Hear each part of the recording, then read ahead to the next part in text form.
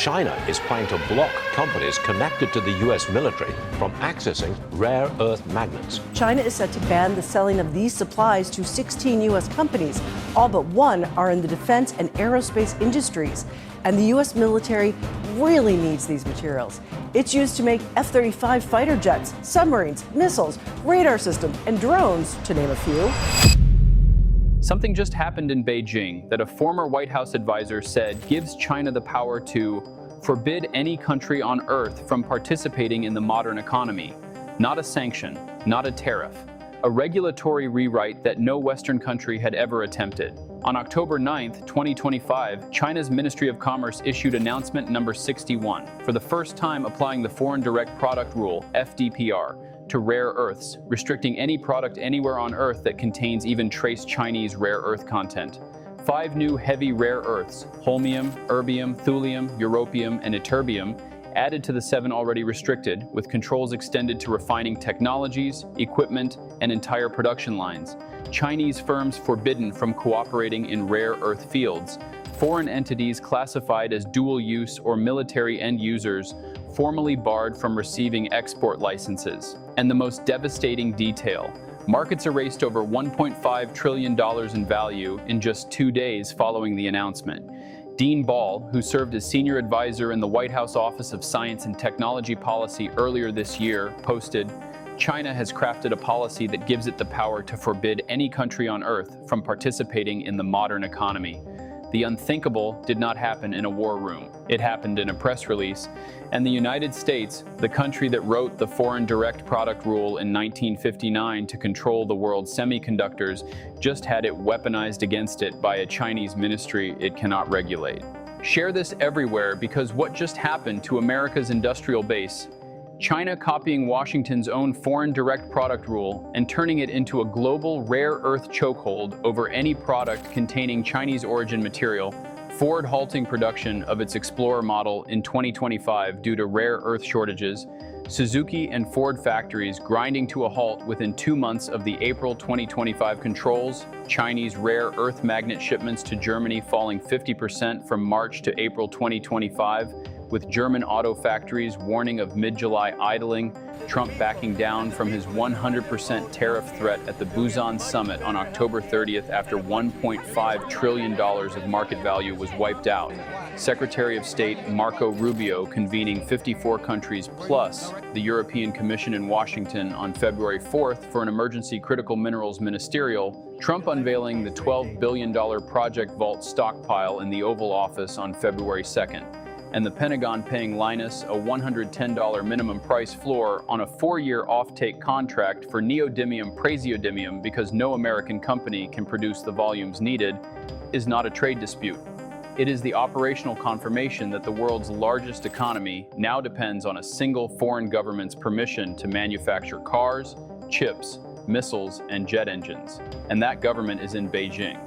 Before we reveal exactly how the Foreign Direct Product Rule allows China to claim jurisdiction over a German-made magnet on a Texas factory floor, why Trump's $12 billion Project Vault announcement was the most desperate Oval Office signal of the decade, and what the Linus Malaysia refinery, sitting between a turtle sanctuary and a tourist beach, tells you about how broken Western supply chains really are, subscribe to this channel right now and hit that bell.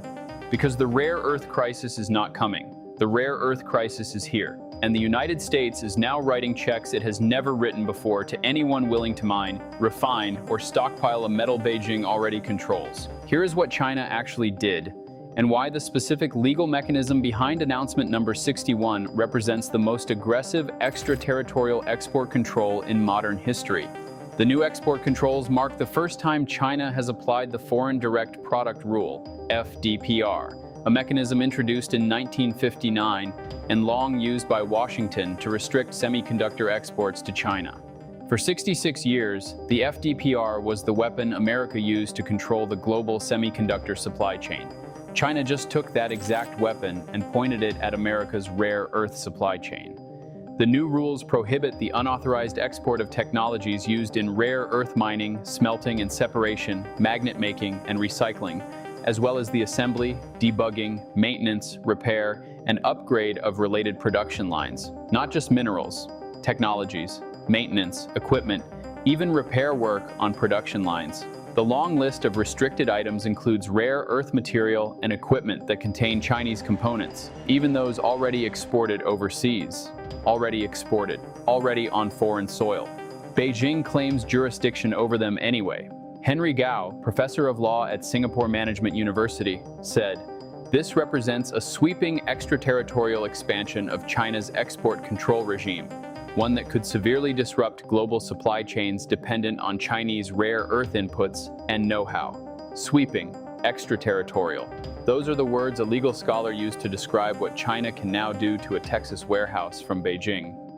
Now look at what triggered the panic in Washington, and why the specific market reaction in the 48 hours after the announcement reveals exactly how dependent the global economy actually is on Chinese permission. Markets reacted sharply, erasing over $1.5 trillion in value. In only 2 days, $1.5 trillion vaporized from a single Chinese press release. China controls 85 to 90% of global REE processing capacity, crucial for supply chains including batteries, semiconductors, and precision-guided munitions. In Newsweek's framing, China commands a 60% share in global rare earth production and an estimated 90% in mineral processing. Trump responded by announcing he would impose an additional 100% tariff on China and limit U.S. exports of software. But economist Robin Brooks, a senior fellow at the Brookings Institution, observed that markets expected Trump's new China tariff threat would backfire on the U.S. Michael Froman, president of the Council on Foreign Relations, summarized the asymmetry. The United States can cut China off from the chips of today, but China can make it vastly harder to build the chips and other advanced technologies of tomorrow. The chips of today versus the chips of tomorrow. Beijing controls the future. Washington controls the present. And the future arrives faster than the present can defend itself. Just look at what happened next, and why Trump's 11th hour climb down at the Busan summit is the most consequential diplomatic reversal of his second term. Tensions flared again after President Trump accused Beijing of backtracking on its commitments. Ultimately, on June 11, 2025, following 2 days of negotiations in London attended by U.S. Treasury Secretary Scott Bessent, both sides reached a new trade framework. London talks to beg China for export licenses. Then, on October 30, 2025, Trump met Xi Jinping in Busan, South Korea, and the Trump administration expects China to issue the United States a general license to import rare earths through at least October 2026. Begging language. Expects China to issue, not demands, not requires, expects. The Atlantic Council reported from Beijing that senior Chinese officials expressed a high degree of satisfaction regarding where relations stand after Busan. Their confidence stems from two factors: their ability to use rare earths as leverage and Trump's demeanor with Xi. According to the Chinese side, Trump was jovial and magnanimous in person. Jovial, magnanimous. The same president who threatened 100% tariffs 3 weeks earlier sat across from Xi Jinping and behaved in Beijing's own description like a man who had lost the leverage. The Atlantic Council also warned, although China has begun issuing licenses to specific companies, those licenses will not be as general and broad brush as the Trump administration is hoping for. The hope is one way. Beijing keeps the trigger. And here is the detail that exposes the begging, and why the $12 billion Project Vault announcement on February 2, 2026 was the most desperate Oval Office signal in memory. President Donald Trump on Monday announced the start of Project Vault, which would initially be funded by a $10 billion loan from the U.S. Export-Import Bank and nearly $1.67 billion in private capital. The minerals kept in the reserve would help to shield the manufacturers of autos, electronics, and other goods from any supply chain disruptions. Industry experts warn the United States is one crisis away from losing access to the rare earth elements that power everything from fighter jets to electric vehicles. One crisis away. That phrase came from U.S. industry experts, not Chinese state media. American industry, telling the American president that the country was one Beijing announcement away from industrial collapse. The drive is supported by Trump's One Big Beautiful Bill Act, which allocates $7.5 billion for critical minerals, including $2 billion to expand the national stockpile by 2027, $5 billion for supply chain investments, and $500 million for a Pentagon credit program. The administration has also taken equity stakes in several mining companies, Lithium Americas, Trilogy Metals, and a 10% stake in USA Rare Earth in a $1.6 billion deal. The federal government buying mining companies with taxpayer money, because no private alternative exists at the scale required. The Pentagon inked a landmark deal last July with rare earth miner MP Materials that included an equity stake, price floor, and offtake agreement. Equity, price floors, guaranteed buying. The Pentagon is now functioning as a state-owned enterprise to compete with Chinese state-owned enterprises that have a 30-year head start. Now look at what happened on February 4th. And why the emergency 54-country meeting at the State Department is the closest thing to a global SOS the Western Alliance has issued in this decade. On February 4th, U.S. Secretary of State Marco Rubio hosted delegations from 54 countries and the European Commission in Washington, D.C. for the inaugural Critical Minerals Ministerial, which was dedicated to reducing global dependency on China. That meeting gave birth to the Forum on Resource Geostrategic Engagement, or FORGE, marking the Trump administration's clearest attempt yet to diversify critical minerals alongside allies and friendly states. 54 countries, plus the EU, summoned to Washington to respond to a single Chinese ministry's announcement.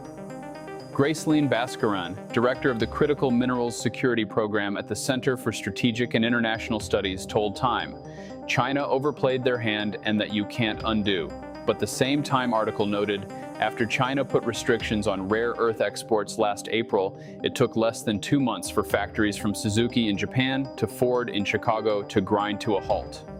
2 months to halt American auto production from a single Chinese export control. That is the begging timeline. That is why 54 countries are sitting in Washington taking orders from a State Department that, weeks earlier, was sending its own Treasury Secretary to London to negotiate for export licenses.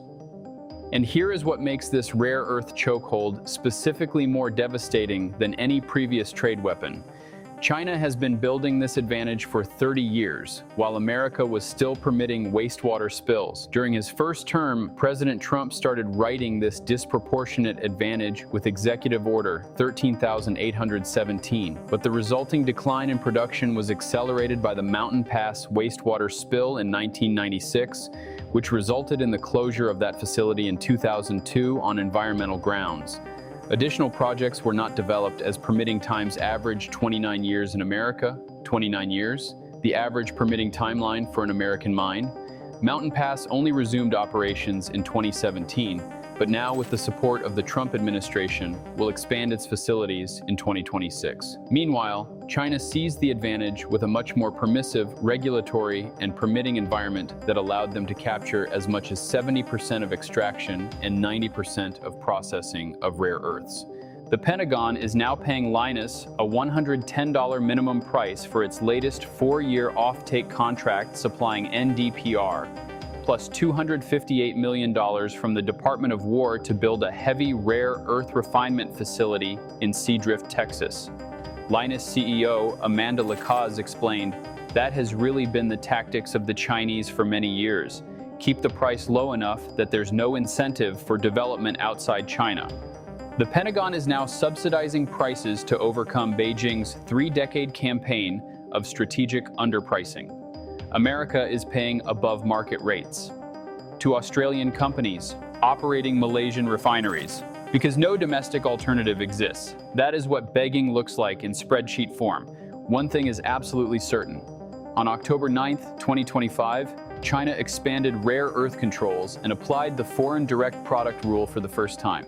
Markets erased $1.5 trillion in value in 2 days. China controls 85 to 90% of global rare earth processing capacity.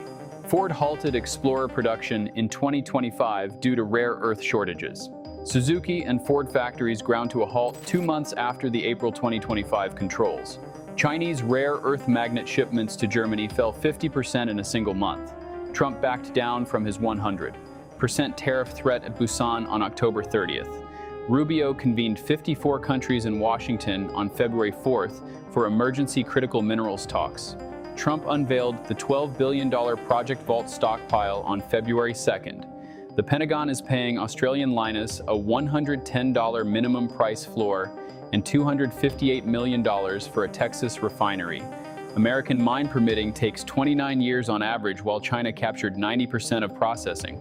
The United States is no longer competing with China on rare earths. The United States is asking permission, paying surcharges, and stockpiling against a Chinese export decision it cannot reverse. If China lets the rare earth license window expire in October 2026 and reinstates full controls, every American auto, semiconductor, and defense supply chain runs into the same factory shutdowns Ford and Suzuki experienced in 2025, except scaled across the entire industrial base with no buffer to negotiate from. If Project Vault's $12 billion stockpile fails to reach scale before Beijing's next move, the Pentagon's price floor strategy and equity stakes in mining companies become a permanent subsidy regime that costs taxpayers without delivering production. If Forge collapses under Trump's tariff disputes with allies, Canada, Europe, even Japan, the 54-country coalition fragments and China negotiates bilaterally with each member from a position of overwhelming material control. The unthinkable already happened. The factories already stopped. The trillion-dollar markets already crashed. The president already flew to Busan and came back jovial. The 54 countries already arrived in Washington. The $12 billion already got allocated.